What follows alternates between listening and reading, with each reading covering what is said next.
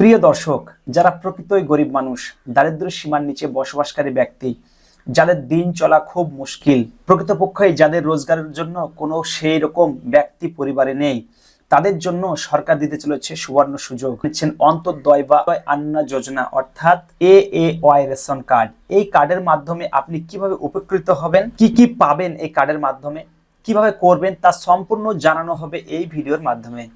সুতরাং শুরু থেকে শেষ পর্যন্ত ভিডিওটি অবশ্যই দেখবেন এবং ভালো লাগলে লাইক, শেয়ার এবং সাবস্ক্রাইব করতে ভুলবেন না। চলুন শুরু করা যাক। প্রকৃতই যারা গরিব দুস্থ পরিবার, যেসব পরিবারে উপার্জন করার মতো সেরকম কোনো ব্যক্তি নেই, সেই সব পরিবাররাই কেবলমাত্র এই কার্ডের জন্য উপযুক্ত। যেসব পরিবারে বাৎসরিক আয় 15,000-এর বেশি নয়, যেসব পরিবারে অনেক ক্ষেত্রে প্রতিবন্ধী, বেকার ছেলেমেয়েরাও রয়েছে, এমন হতে পারে। অনেক ক্ষেত্রে দেখা যায় পরিবারে 60 বছরের ঊর্ধ্বে অর্থাৎ সিনিয়র সিটিজেন এইরকম ব্যক্তি রয়েছে, অকেজো ব্যক্তি রয়েছে, সেই সব পরিবারের জন্যই কিন্তু সরকার এই AAY রেশন কার্ড ব্যবস্থা নিতে চলেছেন এবং সেই সব ব্যক্তিরাই হলো প্রকৃতপক্ষে এই কার্ডের উপযুক্ত পরিবার। এই কার্ড শুধুমাত্র সেই সব পরিবারের লোকজনই বানাতে পারবে যাদের কার্ড PHH কিংবা SPHH কার্ড রয়েছে।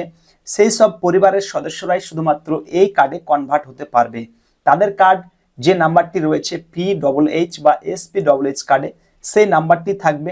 শুধুমাত্র SMS এর মাধ্যমে বা টোটাল যে কার্ড নাম্বার রয়েছে সেই কার্ড নাম্বারটি কনভার্ট হয়ে কিন্তু তার AAY কার্ডে রূপান্তরিত হবে।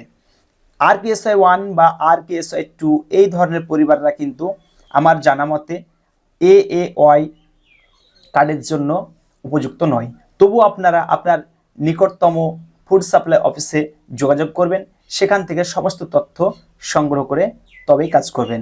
মনে রাখবেন, এটি সম্পূর্ণভাবে সরকারি কোটা। এইখানে কোনো রকম দুর্নীতি বা কোনো অন্যায়ভাবে কারো কার্ড করে দেওয়া যাবে না। এটি সম্পূর্ণ সরকারি কোটা।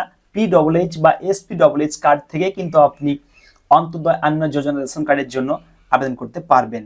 এই কার্ড করার জন্য গরিব ফ্যামিলির লোকজনরা কি কি ডকুমেন্টস দিতে হবে তা বলে দিচ্ছি। কমসে কম পরিবারের সদস্য 3 জন সর্বনিম্ন এবং তার উপরে কোনো সমস্যা নেই, কিন্তু তার উপরে যদি হয় তাহলে সেক্ষেত্রে আমি সাজেস্ট করব আপনারা AAY কার্ডের জন্য আবেদন করবেন না। কেননা AAY কার্ডে যে পরিমাণ মাল দেওয়া হয় সেটা হচ্ছে 35 কেজি, 21 কেজি চাল এবং 14 কেজি আটা দেওয়া হয়। তো সেক্ষেত্রে এটা কিন্তু 7 জন কার্ড হোল্ডারের সমতুল্য মাল, খাদ্যশস্য।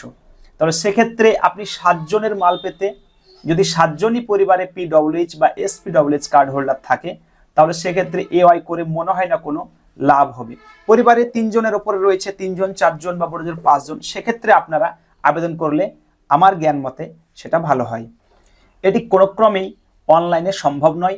আপনারা আপনাদের নিকটতম ফুড সাপ্লাই অফিসে আপনাদের রানিং রেশন কার্ড অর্থাৎ PHH বা SPHH যে কার্ডগুলো রয়েছে সেই কার্ডের জেরক্স, আধার কার্ডের জেরক্স, ভোটার কার্ড চাইলে আপনি দিতে পারেন, কোনো সমস্যা নাই।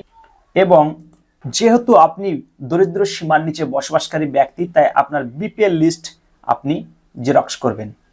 সমস্ত কিছু জেরক্স করার পর আপনি আপনার নিকটতম খাদ্য সরবরাহ দপ্তর অফিসে জমা করবেন।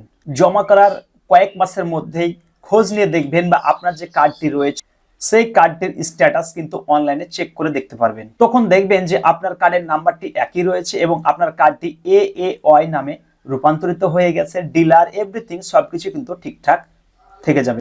তো এই ভিডিওর মাধ্যমে আমি দেখার চেষ্টা করলাম যে আপনার প্রয়োজনীয় নথিপত্র নিয়ে, আপনি গরিব মানুষ, আপনার দিন চলা খুব মুশকিল, এই পরিবারের লোক কিভাবে সরকারি এই সহযোগিতায় নাম নথিভুক্ত করবে এবং খাদ্য সামগ্রী সংগ্রহ করবে তা দেখানোর চেষ্টা করলাম।